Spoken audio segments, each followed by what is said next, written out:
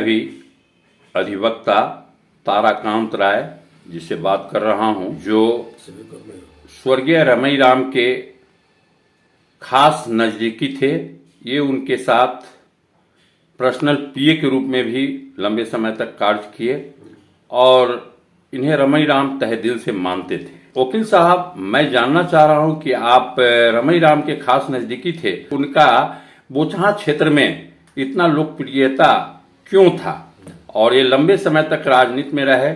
17/5/1990 को मैं रमई राम जी के साथ निजी क्लर्क के रूप में काम किया और लगातार 1995 तक, अप्रैल के 95 तक मैं इनके साथ रहा। और इनकी खासियत थी कि ये किसी भी जनता से इजीली, आसानी से मिलते थे और उनकी समस्याओं को सुनते थे। ऐसे ये 1972 से ही लगातार विधायक रहे और भिन्न पार्टियों में ये रहे और वहाँ भी इनकी जीत हुई और लोगों से ये काफ़ी लगाव रखे। खासियत ये था कि ये हर व्यक्ति का नाम करीब करीब जानते थे, अपने क्षेत्र के मैक्सिमम लोगों का नाम जानते थे।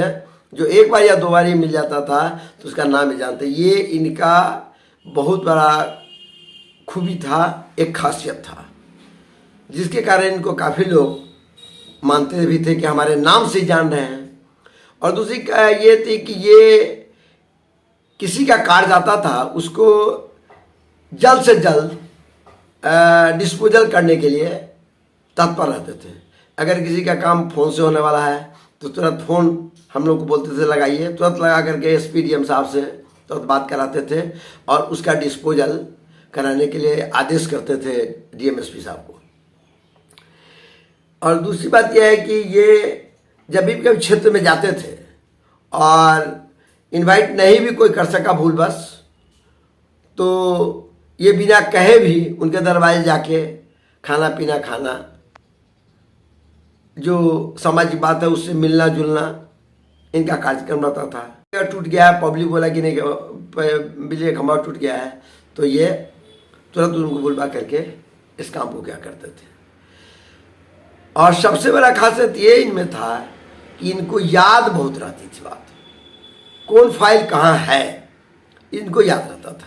मैं एक बार इनके साथ काम कर रहा था तो बैकवर्ड निगम का फाइल था जो मिसप्लेस हुआ, तो इन्होंने कहा कि नहीं हमारे पर्सनल पीए तारा जी ने भेजा है, लेकिन आप लोगों के कार्य इधर से उधर मिसप्लेस है। और वह फिर 2 दिन के बाद वो फाइल मिली। इसलिए हम रहे तो बराबर देखे कि इनको याद बहुत रहता था किसी बात का कि कौन कहाँ क्या हो रहा है और कौन क्या कर रहा है। और अफसर पर इनका काफ़ी पकड़ था, जितना पकड़ आज के मंत्री लोगों का नहीं।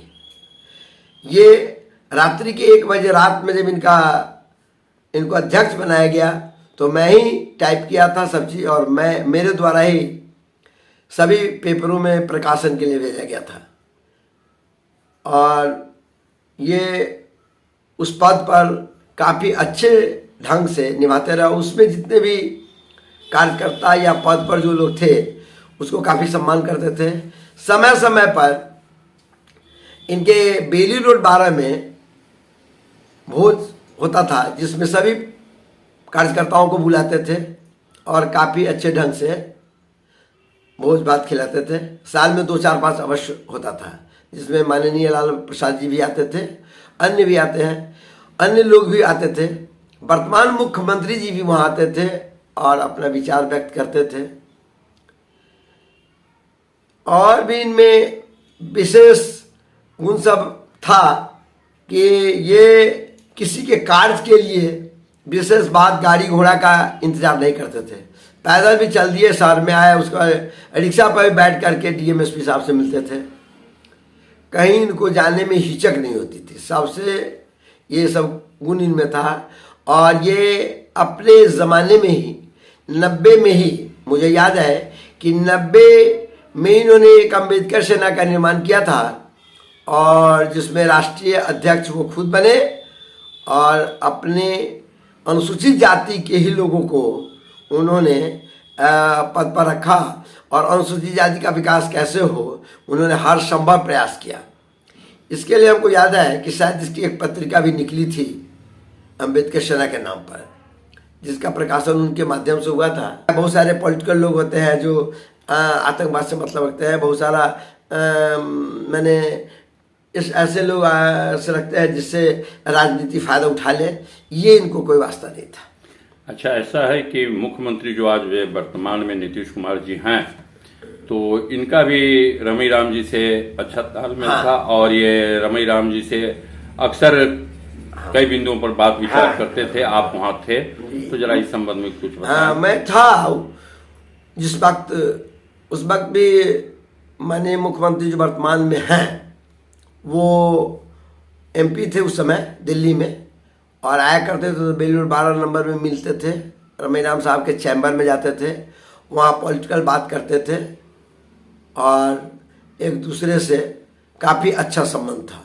और वही कारण था कि जब उनका मुख्यमंत्रित्व काल आया तो उसमें मंत्री जी को राजस्व मंत्री के रूप में, कैबिनेट मंत्री के रूप में रखा गया और अच्छा परफॉर्मेंस उनका रहा राजस्व विभाग में और अच्छा वसूल कर।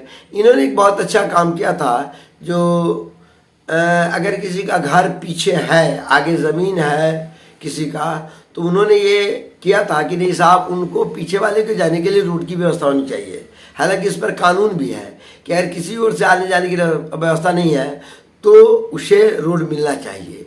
इसमें इनका काफ़ी जोर था।